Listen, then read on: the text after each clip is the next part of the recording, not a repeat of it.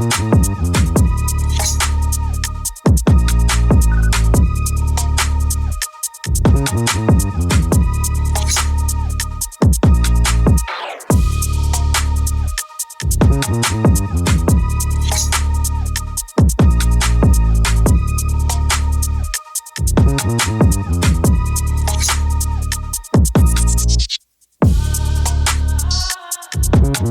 Meredith Gorman here, and are you still not subscribed to Matt's channel? Well, if you're not, hit the subscribe button because he's giving out free picks each and every week. Hope you have a good rest of your day. UFC Vegas 78, Luque versus Dos Anjos back at the Apex for this one. Lately, we've seen them on the road, right? Nashville last week and then the pay-per-view the week before. It seems like they're trying to get out of the Apex as much as possible now, kind of do some road shows, right? There was the London fight night as well. So that'd be nice to see, right? Always like to see a crowd. But the Apex does have advantages, I guess, hearing the fight, hearing the coaches, a few things like that. So always nice for a change. First card that I'll actually miss. I will not be watching this card. Even when I was in the Caribbean, when it was in April or something like that, I was able to watch it at a bar down there. This week, I'm going to take the week off. It's not a bad week to take the week off. It's not a great card. So I'll still be betting. I still have a client card for my clients. And of course, I'll be breaking down the main card, provide free picks, leans, price talk, and what to avoid. Just nice to get away for the weekend sometimes. Not always be, watching the fights, and this week is going to be the week I take off, going to the cottage, doing the beach, and all of that. SystemSportsCaptain.com is the website to receive my client plays for this card and all sports. You got my resume over there, client comments, records, and more. NFL is around the corner, guys. Package will be out by the end of the month. System capping on all social media. Free picks over there, sports betting news, news in general, everything is system capping. Instagram, Twitter, TikTok, you'll find weekly free video plays. There were 74% on those from the start of the year, guys. A quick message from my friend Katie before we get into the recap.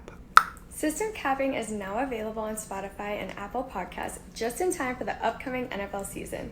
Check out Beat the Books podcast. Be sure to check them out weekly everywhere you can get podcasts. And believe me, I listen to them. So if you're watching on YouTube, guys, and not a podcast listener, we're also available over there now on Spotify, on Apple, everywhere you can get podcasts. I had a lot of requests for it, so I delivered, and it makes sense, right? UFC Nashville recap. Let's do the recap here. Profitable card for myself and clients. Only blemish was the young fighter from Chile, Bonamondes. That was the only loss on the card. I did advise there was some risk with Klein due to the wrestling and a little more experience. I thought Bonamondes was ready to take the next step. Klein was able to pretty much just wrestle and, hold his own on the feet. First loss for the kid in his career. The grappling and takedown defense will need to improve if he wants to be a big ticket fighter in this promotion. A big ticket winner with Billy Q by decision, plus 420, guys. That's what got me a profitable card, plus 420 on decision. Way too much value there, guys. Books were way off there. I had this fight very close, closer to a 50-50 style fight. I expected Billy Q to start slow like he usually does, and he won the second and third round like expected due to the pressure, continuous strikes, and just a great ticket there, a plus 420. What else here? Carlton Harris, guys. If you're not betting him every time he's an underdog, you're doing it wrong. Okay, obviously against Shak Rogmanov, I did not bet him in that case, but I've hit on Harris as an underdog 3 times so far. I think he was favored in one fight. I did bet him there as well. But Harris is a guy that continues to get undervalued by the books, and we take advantage, and I take advantage for my clients. That was not on the main card breakdown. However, you did receive it if you are a client. We got to that plus 110 on Harris, which was a big win for him, and a big comeback, right? He was losing that fight, but he does have the power. He does have an outstanding submission game, very underrated submission game, and he was able to pull his submission off in the third round due to Wells gassing later in the fight, which is what I expected. Sandhagen got it done, right? Sandhagen got it done as expected, and it was with his wrestling, which I did stress to you guys on the video right last week. I expected Sandhagen to mix up some wrestling, right, in this fight, because he did have an advantage against Font wrestling and grappling department, and it showed. It showed. Boring, sure. Was it fan-friendly for most? No. But I did expect Sandhagen to have an advantage there. He's a very smart, high IQ fighter, and he understands if he keeps the fight on the feet, Font has the option to put his lights out. But he did have a big grappling, wrestling advantage, so he took advantage there. Won an easy decision. Almost got the submission late in the 5th round. If I did see a finish, I thought it would be the 4th or 5th round, but the decision was the play on Sandhagen. What's next for him? We will see. Not a performance that's going to blow Dana White and his colleagues, socks off, but I expect Sandhagen to get the winner of O'Malley and Sterling. Now, if Sterling wins, I think he'll go up, vacate the belt, and then we could see Sandhagen versus Merab for the belt. So that'll be interesting. Obviously, if O'Malley wins the fight, we see O'Malley versus Sandhagen for the belt. Very fun. But does Merab get in there before Sandhagen? I don't know, right? That would be a big question to ask. A big win for Suarez, which we expected to happen as a big favorite, right? The submission always was the path and was the play, but the price was terrible. It was like plus 125, plus 150 by submission. But I did expect her to win the fight. She got it done, and it was by submission. Interesting to see what's next for her. I could see her getting a title shot, possibly, or maybe fight Jan. We'll see.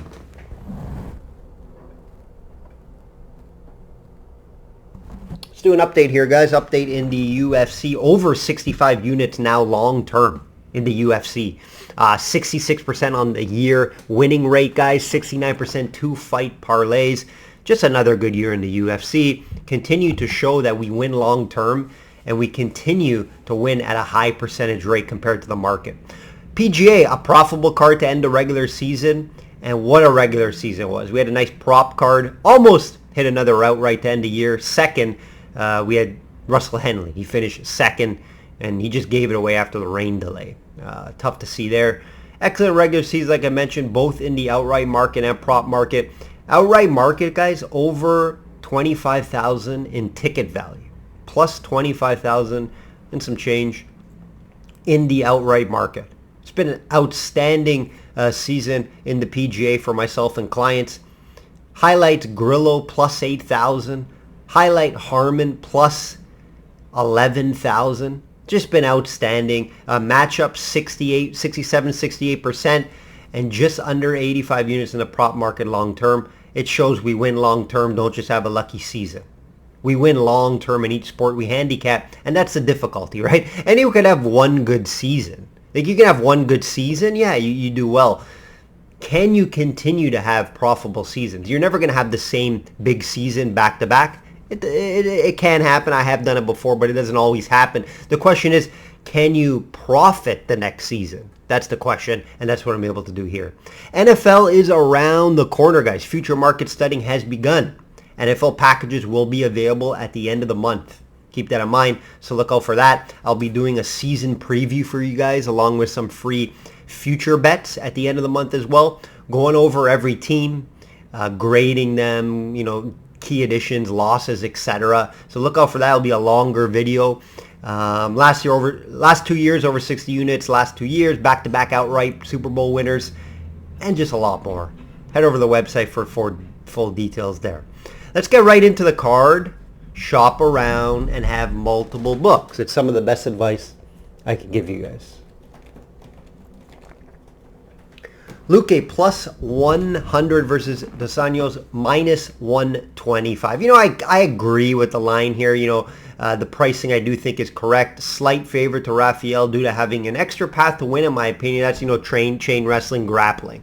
Right? On the feet, I think it's fairly even, lean Luque, but I do think Dos Anjos has the path of taking him down and winning that way. Luque, has lost back-to-back fights. Good guys, though, right? Bilal and Jeff Neal. Bilal, he just In that fight, he just was a bigger and stronger guy, it looked like. He was able to out-wrestle him. Even though Luque was able to get up time and time again, Belal kept the pressure on. And Belal also had the cardio advantage in that fight, which showed. Against Neal, he got caught in the third round and got finished in that fight. Luque has some medical concerns as well coming into this fight. The past year, actually, some brain issue, which is scary. He does get hit a lot, guys, in his fight due to the lack of defense. It shows in his fights, right? Very dangerous on the feet, has power to finish, and you know he has a nasty submission game off his back, and he can catch anybody at any time. Strikes landed per minute, over 5, which is solid, but also strikes absorbed over 5. His defense is not great, right? That's why he's having these brain issues, in my opinion. So I do have, him, like I mentioned, a slight favorite on the feet due to that power, right? Rafael dos Santos doesn't really have that power to knock you out clean. So I do think Luque does. I do think he has a more well-rounded striking game with more explosiveness. Okay, he also will have a 6-inch reach advantage, and I do expect him to...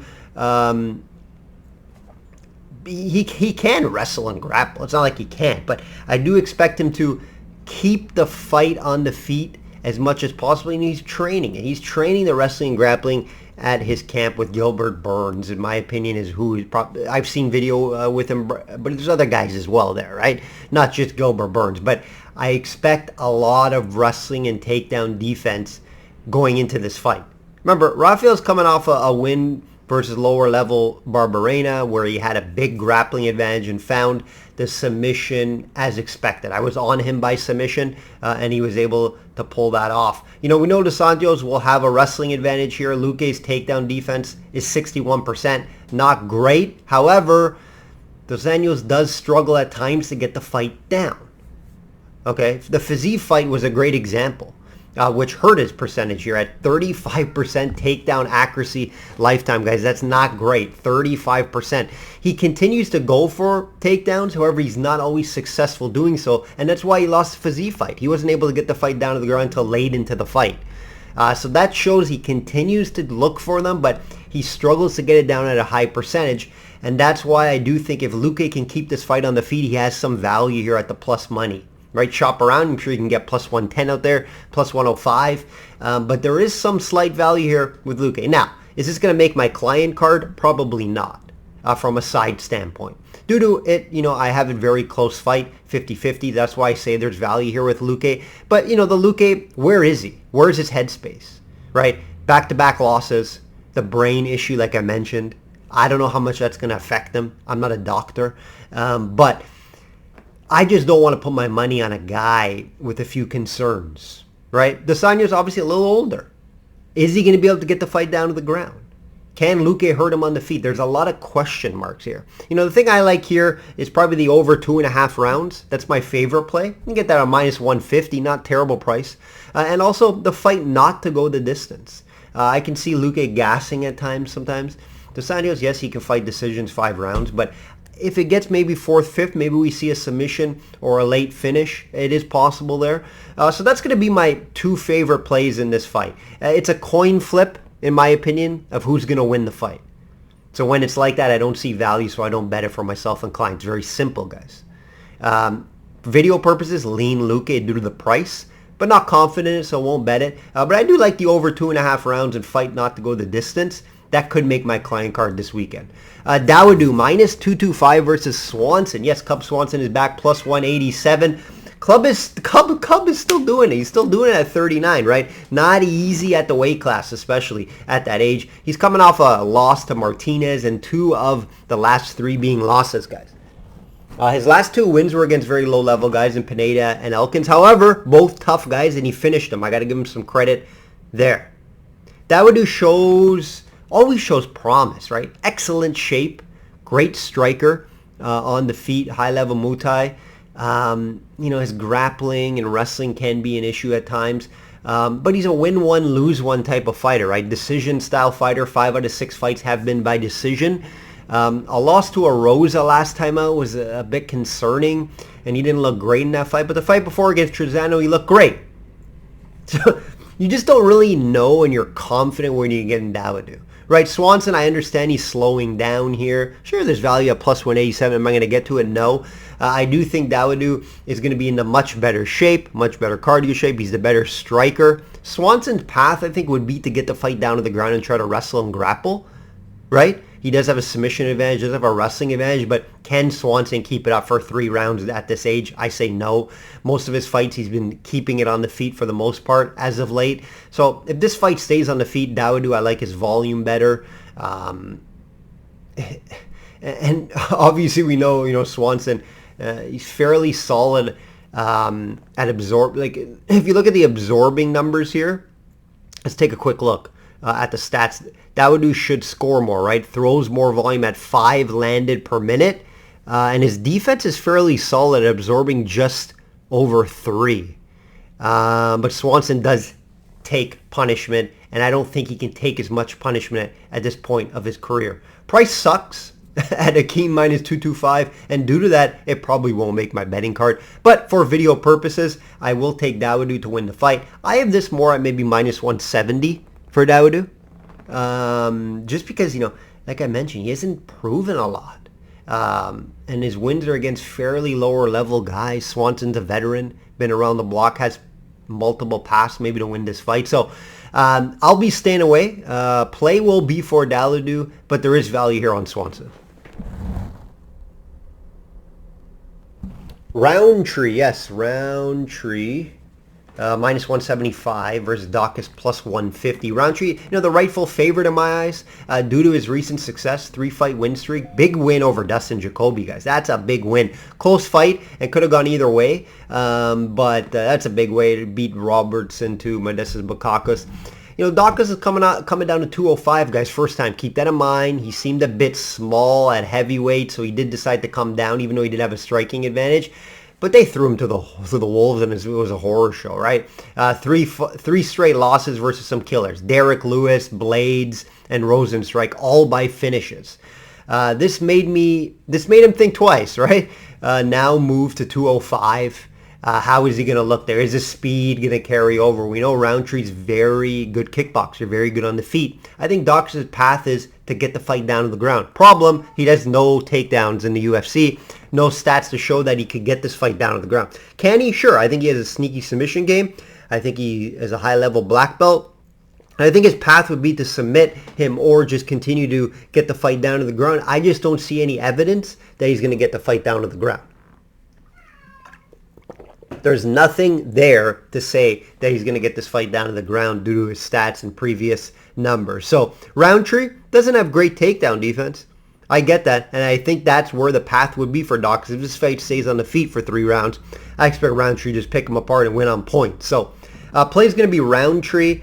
Probably won't make my client card. I'm going to watch the weigh-ins, see the size difference. I expect Dawkins to be, bigger, stronger in there, but will he be able to grapple will be the big question. Luciendo minus 180 versus Vienna plus 162. I do agree with Luciendo being the favorite here. She'll have a wrestling advantage here in my opinion, just over 2 takedowns exactly on average per 15 minutes. Vienna does have a 50% takedown defense. So there's the path right there, right? I expect Luciendo to get this fight down to the ground at some point, take advantage there. Vienna will work off her back. She does have a sneaky submission game. I don't think she'll be able to submit Luciendo. We've seen crazier things, of course, off her back. But I do see the path for Luciendo. I do have Luciendo as a slight better striker as well on the feet. So I do agree with her being favored here. I do like Luciendo to win this fight. Scrappy. Let's look at the defense here. You know what I really like about Luciendo too? Her defense. Just under 70% at 68%. That's very good, very solid. Vienna, isn't a great striker. So I don't see her connecting with some big shots or anything like that. Luciendo will be the play here. Women's MMA, right? Don't go crazy. Don't have big unit sizes on it. Doesn't make sense to do that. Anything can happen at the end of the day in these type of lower level women MMA fights. But for video purposes, I will back Luciendo. Maybe look at decision, get at plus money, better price. Dobson plus 125 versus Njoku minus 150. I agree, I guess, that he's favorite, but this is a fight I suggest a pass, guys. I usually have a fight on the card that I suggest totally pass. This will be one. Back-to-back losses for both guys. I do think the right guy's favorite slightly, maybe minus 120 I would have this at. I expect this to be a very close fight. Let's see here. Najuki, he has an advantage in the stats. If you're looking at a stat standpoint, more landed per minute at over 6. That's high. Over 6 is very high significant strikes landed per minute, guys. Dobson absorbs over 6, which is high, and not a good start for Dobson in the UFC. I would lean Dobson as the better wrestler, and I think that's where he could maybe take advantage. Just under 2 per 15 minutes. Accuracy is very good. 80%. It means maybe he doesn't take down the fight a lot. Keep that in mind. But the accuracy is very high at 80%. But the Joker, right? His takedown defense is solid at 71%. So that could be the playing factor that Dobson can't get his fight down to the ground. This fight is at middleweight. Keep in mind the African's coming down here. He fights all over the place. He's going to come down big build guy, so you got to see how the weight looks and the weight scales if you do want to bet this fight. I'll be passing on this one. There is some small value on Dobson at plus 125. Due to that, I'll play that for video purposes, but not going to get my client's money. Last fight here, Friend, minus 350 versus Pickett plus 275. Another highly priced fight, which I don't agree with the price. But I do agree that Frem should be favored in this one, right? Pickett just coming into this fight on a 3-fight losing streak, 9 losses. His last loss was against Bo Nickel on short notice. Tough to be him, right? But he took the fight, hats to him. I don't have this fight being this large of a favorite. I have Frem maybe minus 280, something in that range. Both guys are very low volume at under 4 significant strikes landed per minute. A slight edge to Fremdo in the grappling and wrestling department. And that's where I think he takes advantage. I think he gets his fight down to the ground and possibly get a submission throughout the fight, which you can shop around and get that at plus money to improve your price. But it could also be a decision win. Pickett holds on. Frem just gets the fight down to the ground, does enough on the feet to win the fight by decision. I get it. But there is value there if you can get submission at a good plus money price. Frem does have his last 2 wins were by submission, and he does have 4 submissions. Pickett, been submitted 4 times, guys. Do the math. I usually do well finding these outcomes. There is some value there with Frem by submission. All right, guys, that will do it. That will do it for this card. Head over to the website if you want the client card. It will be out Friday after weigh-ins. Like I always say, bet smart and know your limits. Take care.